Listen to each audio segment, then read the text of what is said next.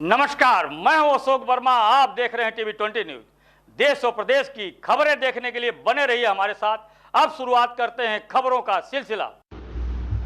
आजमगढ़ के मेहियापार में लालगंज से लोकसभा प्रत्याशी नीलम सोनकर के पक्ष में चुनावी जनसभा को संबोधित करने के लिए देश के रक्षा मंत्री राजनाथ सिंह पहुंचे थे। उन्होंने बोलने से पहले जनता से अपील की कि मंच पर खड़े होकर बोलने में वह असमर्थ हैं। उनका पैर में चोट लगने के कारण बैठकर संबोधन करेंगे। वहीं बोलते हुए लोगों का अभिवादन भी किया। भोजपुरी में कहा कि अपने घर में हैं, खड़े होकर या बैठकर संबोधन कर सकते हैं, यह मेरा परिवार है।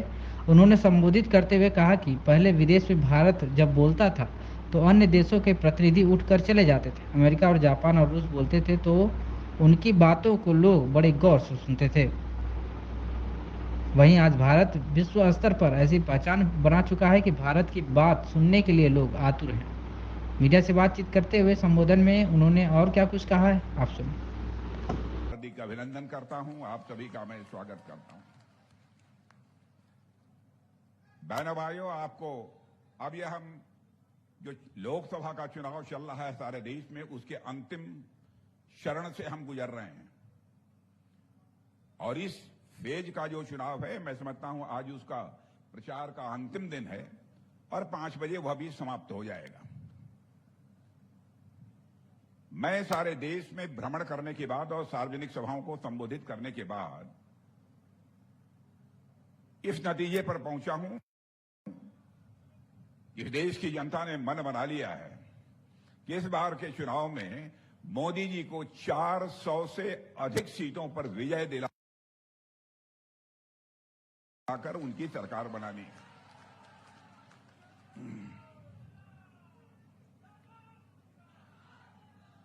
और उत्तर प्रदेश का जहां तक प्रश्न है, मैं कहना चाहता हूं, सचमुच उत्तर प्रदेश अब उत्सव प्रदेश बन गया है और योगी आदित्यनाथ जी ने जिस तरीके से सरकार उत्तर प्रदेश में चलाई है, उसकी जितनी भी प्रशंसा की जाए कम है।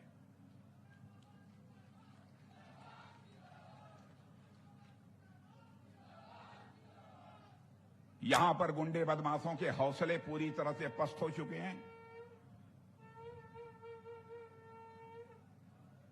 किसी गुंडे बदमाश की हिम्मत नहीं है कि अपना सीने का बटन खोलकर आज उत्तर प्रदेश की सड़कों पर चल सके। धन दौलत के मामले में जितनी हमारी जानकारी है, देश की अर्थव्यवस्था के बारे में मैं कह सकता हूं, यदि हम भारत की अर्थव्यवस्था $1 ट्रिलियन की बनाना चाहते हैं, उसमें $1 ट्रिलियन माने $1 ट्रिलियन का योगदान किसी प्रदेश का होने जा रहा है तो हमारे उत्तर प्रदेश का होने जा रहा है। और मैं सारे उत्तर प्रदेश में जो माहौल मैं देख रहा हूं, उससे मेरा विश्वास अब यह पक्का हो गया है कि बहनों भाइयों, पंजा आपका साथ छोड़ चुका है, साइकिल का चेन उतर चुका है और हाथी पस्त हो चुका है। 80 की 80 सीटों पर भारतीय जनता पार्टी उत्तर प्रदेश में अपनी विजय पताका फहराने जा रही है, ऐसा मेरा पक्का विश्वास है। और आप लोग तो बहुत जागरूक लोग हैं और उत्तर प्रदेश के लोग मैं जानता हूं विशेष रूप से ज्यादा जागरूक हैं। अभी आपने 2017 का चुनाव, 2014 का लोकसभा लड़ा, 2017 विधानसभा लड़ा, 2019 लोकसभा लड़ा, फिर उसके बाद 2022 विधानसभा लड़ा, 2024 आ गया लोकसभा लड़ रहे हैं। बराबर साल 2 साल पर यह चुनावों का सिलसिला चलता रहता है। इस बार हम लोगों ने फैसला किया है, हमारी पार्टी ने फैसला किया है कि बहनों भाइयों, अब यह बार बार चुनाव होने का सिलसिला बंद होना चाहिए। 1 नेशन 1 इलेक्शन, देश में एक ही बार लोकसभा और विधानसभा का चुनाव होना चाहिए। यह फैसला हम लोगों ने किया है। देश हमारा तेजी के साथ आगे बढ़ रहा है, इस सच्चाई को कोई नकार नहीं सकता। सारी दुनिया में आज से नहीं, लगभग मैं 26-27 साल से दुनिया के दूसरे देशों में जाता हूं, अंतर्राष्ट्रीय मंचों से मुझे बोलने का अवसर प्राप्त हुआ है। संयुक्त राष्ट्र संघ में भी अपने विचार में व्यक्त कर चुका हूं। उस समय के हालात को मैं देखता हूं, दुनिया में भारत के प्रति क्या धारणा थी, और आज यदि मैं जाता हूं दुनिया के देशों में भारत के बारे में उनकी सोच देखता हूं, उनका भाव देखता हूं, उनका रिस्पांस देखता हूं, तो बहनों भाइयों पूरी तरह से बदला हुआ मुझे नजर आता है। पहले हम लोग दुनिया के मंचों पर कुछ बोलते थे तो हमारी बातों को जितनी गंभीरता पूर्वक दुनिया को लेना चाहिए वो नहीं लेते थे। सोचते थे भारत तो यह गरीबों का देश है, भारत कमजोर देश है, या भारत का कोई प्रतिनिधि बोल रहा है, सुने न सुने कोई फर्क नहीं पड़ता। मैंने प्रत्यक्ष अपनी आंखों से वह दृश्य देखा है कि भारत के कभी प्रतिनिधि पहले किसी अंतर्राष्ट्रीय मंच पर बोलने के लिए खड़े होते थे तो 100 लोगों की संख्या है दुनिया के देश के प्रतिनिधियों की, तो उसमें से 30-40 बाहर चले जाते थे। अरे भारत बोल रहा है, चलो चाय पी कर आते हैं। जब रूस, अमेरिका, चीन, जर्मनी, जापान जब ये बोलेंगे तो आएंगे, यह धारणा थी। लेकिन आज अंतर्राष्ट्रीय जगत में भारत का कद जितनी तेजी के साथ बढ़ा है बहनों भाइयों, आज यदि अंतर्राष्ट्रीय मंचों पर भारत कुछ बोलता है, सारी दुनिया कान खोलकर सुनती है भारत बोल क्या रहा है, या भारत की हैसियत सारी दुनिया में बनी।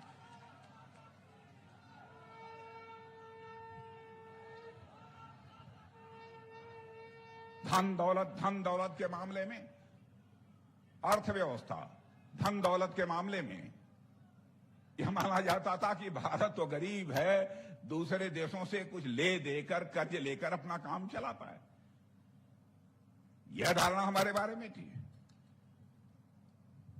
लेकिन आज आपको जानकर खुशी होगी जो मैं बतलाने जा रहा हूं, क्यों इस प्रकार की धारणा थी। 2140 करोड़ की आज हमारी जनसंख्या हो गई है। 2004 में हमारी जनसंख्या कुछ कम थी, लेकिन फिर भी 125 करोड़ से अधिक हमारी जनसंख्या थी। 2004 में डॉक्टर मनमोहन सिंह जी भारत के प्रधानमंत्री बने थे।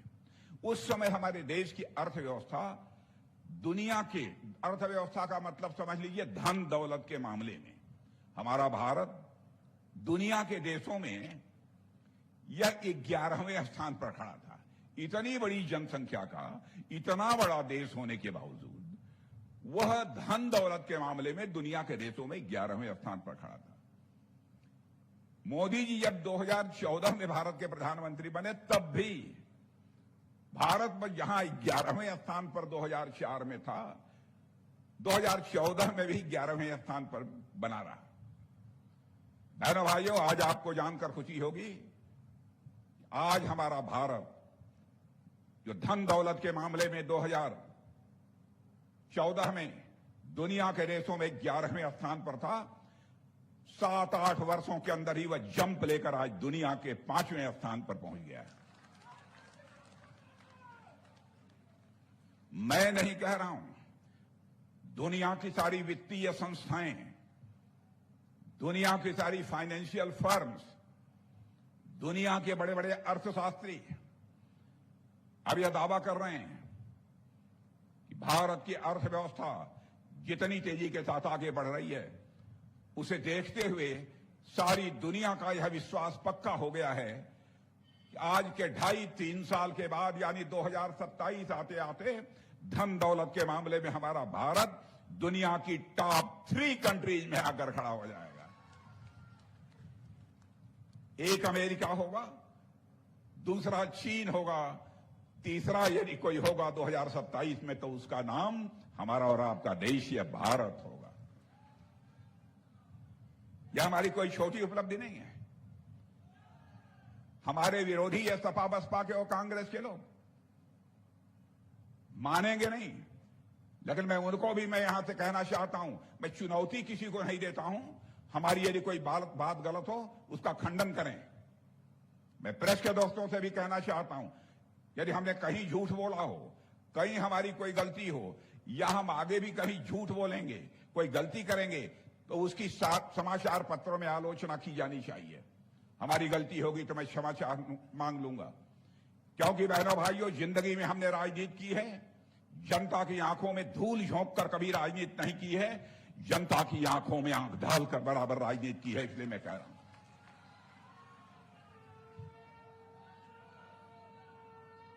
25 करोड़ लोगों को 8 वर्षों के अंदर गरीबी रेखा से बाहर करने में हम लोगों ने कामयाबी हासिल की है।